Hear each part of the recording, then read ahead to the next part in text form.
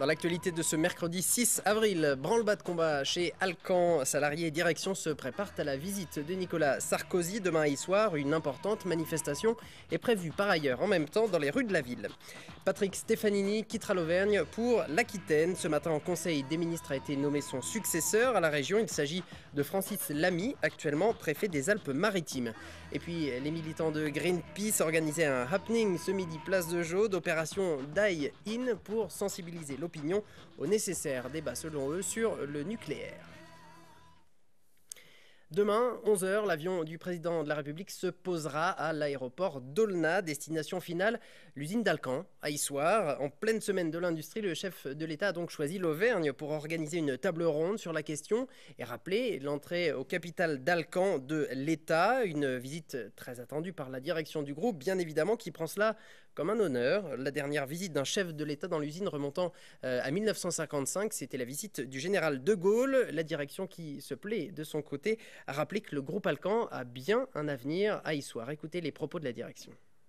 Issoire, c'est un effort de recherche et développement important qui nous permet tout simplement de répondre aux besoins des marchés futurs, notamment de l'aéronautique, et notamment un programme qui s'appelle ROR, de développement de cette technologie d'avenir dans les métiers de l'aluminium, avec un investissement de 42 millions d'euros qui est en cours sur le site et qui va représenter la première fonderie industrielle au monde capable de fabriquer ces solutions d'avenir pour l'aéronautique. Ces nouveaux investissements et ces nouvelles technologies que nous lançons sur le marché témoignent en tout cas la dynamique de cette usine et ces projets de développement qui vont forcément pérenniser le site et assurer son développement dans les années à venir. Voilà, et de leur côté, salariés et syndicats surtout préparent la visite également du chef de l'État demain. Ils comptent bien profiter de l'occasion pour lui faire passer quelques messages, mais pas d'une seule voix. En effet, la CGT appelle à manifester à 12 h 15 dans le centre-ville d'Issoire, mais pas Force ouvrière, pourtant syndicat majoritaire chez Alcan. La CGT attend Nicolas Sarkozy de pied ferme. Les militants CGTistes ont tracté toute la journée. Ils appellent à manifester jeudi pour faire part de leur mécontentement quant à la politique gouvernementale. Ils veulent aussi dénoncer la logique financière des grands groupes comme Alcan. Il est nécessaire très rapidement, donc on le dira au président de la République, de voter une loi dans ce pays, déjà interdisant les grosses entreprises comme la nôtre qui font énormément de bénéfices, de licencier, puisque l'usine d'Issoire est en plein plan social. Force ouvrière, syndicat majoritaire chez Alcan, n'appelle pas à manifester. Le syndicat FO entend bien défendre l'industrie issoirienne, mais sans politiser le débat. Demain, on va recevoir M. Nicolas Sarkozy en tant que président de la République et non l'homme de droite. Mais par contre, même si on ne partage pas ses idées, on le recevra comme ambassadeur de notre pays. L'État vient de rentrer au capital d'Alcan à hauteur de 10%, mais l'actionnaire majoritaire est un fonds d'investissement américain, Apollo, ce qui inquiète les syndicats aujourd'hui. Un reportage signé Romain Duché, le compte-rendu de la visite de Nicolas Sarkozy demain à Alcan et de la manifestation qui devrait l'accompagner à Issoire. Ce sera dans le JT à retrouver demain soir ainsi qu'en direct sur chez nos collègues de la montagne.fr. Je vous l'annonçais dans les titres, le préfet de région Patrick Stefanini a été nommé ce matin en Conseil des ministres préfet de la région Aquitaine ainsi que préfet de la zone de défense et de sécurité sud-ouest et ce sur proposition du ministre de l'Intérieur Claude Guéant. Il sera remplacé en Auvergne par Francis Lamy, actuel préfet des Alpes-Maritimes. Pour mémoire, Patrick Stefanini était un proche de Brice Hortefeux, autrefois secrétaire général du ministère de l'Immigration et de l'Identité nationale. La date exacte de ses prises de fonction n'est pas encore communiquée. Les échos de l'inquiétude face au nucléaire depuis le Japon jusqu'en Auvergne. Ce midi, une vingtaine de militants et sympathisants de Greenpeace s'étaient rassemblés place de Jaude pour un événement un peu particulier, vous allez le voir. Comme chaque premier mercredi à midi pile, retentit la sirène des pompiers à Clermont. Le moment choisi par ces militants pour s'allonger au sol, ça s'appelle un die-in. L'idée, sensibiliser la population au nécessaire débat sur le nucléaire. On confie la gestion aujourd'hui maintenant à des entreprises privées donc, qui ont plus le souci de faire de l'argent que de maintenir en bon état les centrales. Il y a déjà eu de nombreux petits accidents, je dis petits mais c'est une façon de parler parce que c'est juste qu'on n'en a pas beaucoup parlé et qui ne sont pas aussi importants qu'au Japon. Mais À chaque fois, c'est tenu sous silence, sauf pour les gens qui cherchent vraiment à s'informer. On pense justement que la catastrophe au Japon doit être le moyen pour les Français de se réapproprier le débat démocratique qui leur a été confisqué et d'engager justement un débat pour sortir du nucléaire. Les solutions existent. Il y a le scénario Négawatt notamment qui propose à la fois d'axer sur la sobriété énergétique et sur le développement des énergies renouvelables. Donc il faut que les Français se réapproprient ce débat et que les politiques prennent une décision forte. Des propos recueillis par Ariane Monfray et Maxime Giraud. Depuis le 19 mars, la campagne hivernale des Restos du Cœur a pris fin, mais pas la distribution de nourriture. Et avec le printemps reprennent des ateliers d'insertion liés au resto. Ça s'appelle les Jardins du Cœur. Une cinquantaine de chantiers botaniques de ce genre existent en France. Des personnes en réinsertion qui cultivent fruits et légumes destinés à être distribués par les restos. Valérie Guinard. Ici, pas de trêve, les Jardins du Cœur fonctionnent toute l'année. C'est 1,5 hectare de terre qui est travaillé à Sébaza pour récolter des fruits et légumes bio, du jardinage effectué par 8 personnes, des chômeurs de longue durée au RSA, employés ici en contrat unique d'insertion pour une durée d'1 an. Je suis venu au Jardin du Cœur par rapport à mon conseiller qui m'a orienté. Qu'est-ce que vous apprenez ici? Tout, la culture, les plants, la semence, l'arrosage.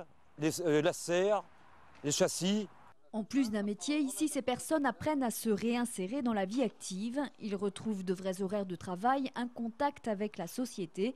Et c'est aussi pour eux le moyen de trouver ici même une formation pour les aider. On aide à l'alphabétisation, on aide pour tout ce qui est papier administratif, logement, etc. Donc les gens ne viennent pas seulement pour travailler, on leur donne aussi un petit coup de pouce. Dans ces cas-là. Et ensuite, ils sont suivis par une conseillère d'insertion professionnelle, une CIP, ce qu'on appelle. Et elle va se débrouiller pour leur trouver des stages, des EMT, du boulot. Si ici on ignore le nombre de personnes que les jardins ont aidé à se réinsérer, on sait que l'année dernière, ce sont 20 tonnes de fruits et légumes qui ont été récoltés, des denrées redistribuées en grande partie aux bénéficiaires des Restos du Cœur. En bref, une info transport, des travaux de maintenance sur la ligne Clermont-Paris vont entraîner des ralentissements.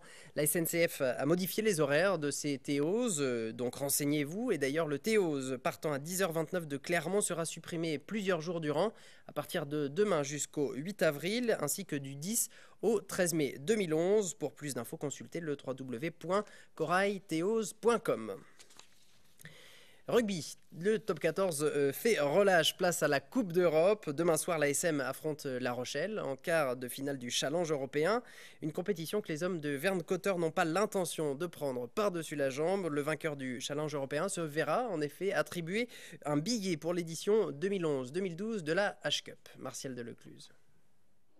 Vern Cotter ne dira pas le contraire, même s'il n'a pas le prestige de la H-Cup, le Challenge européen n'est pas une compétition sans intérêt. Mais pour soulever le trophée, l'ASM devra d'abord dominer La Rochelle sur ses terres, une équipe qui avait battu les Clermontois en championnat en décembre dernier. Vu les cultures qu'ils ont là-bas de jeu, je pense que ça va passer par exactement ça de jeu. Je pense qu'ils ont envoyé beaucoup, donc nous, des fans, mettre les mains sur le ballon, on essaie d'exprimer aussi en attaque et être vigilant en défense. Privé de Thomas Domingo, sérieusement blessé au genou droit lors du match de championnat face à Biarritz, l'ASM devra également se passer de Julien Bonner et de Morgan Parra mis au repos. En revanche, Aurélien Rougerie sera de retour frais et dispo, ce qui ne sera peut-être pas le cas de tout le monde. Les mecs ont beaucoup donné samedi dernier face à l'équipe de Biarritz qui était costaud sur les impacts, donc voilà, il va falloir vite se remettre dans le truc pour pouvoir aller à La Rochelle avec des prétentions. Toujours pas assuré de disputer les phases finales du top 14, l'ASM Clermont-Auvergne se voit offrir l'opportunité d'un billet pour la H-Cup la saison prochaine, mais pour cela il faudra aller jusqu'au bout, comme en 99 et comme en 2007. Et puis en bref, le terrain d'entraînement des pros du Clermont Foot Auvergne est fermé au public comme aux pros. Justement, un affaissement d'une zone de terrain a été constaté par les jardiniers. Un trou d'un diamètre de 80 cm et d'une profondeur de 2,50 m. Des sondages de terrain vont être menés pour cartographier les dessous de ce terrain. En attendant, ce terrain annexe est donc indisponible.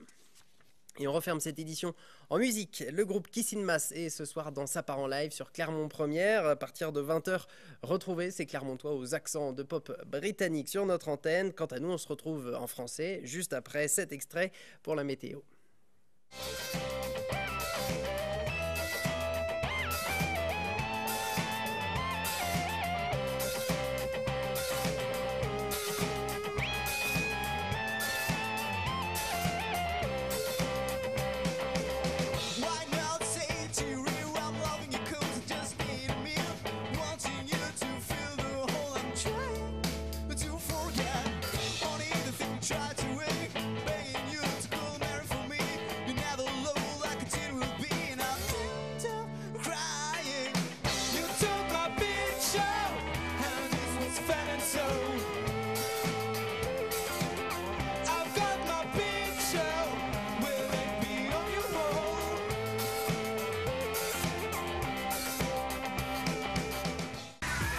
Toute l'actu locale est aussi en ligne. Retrouvez votre JT sur clermontpremière.com.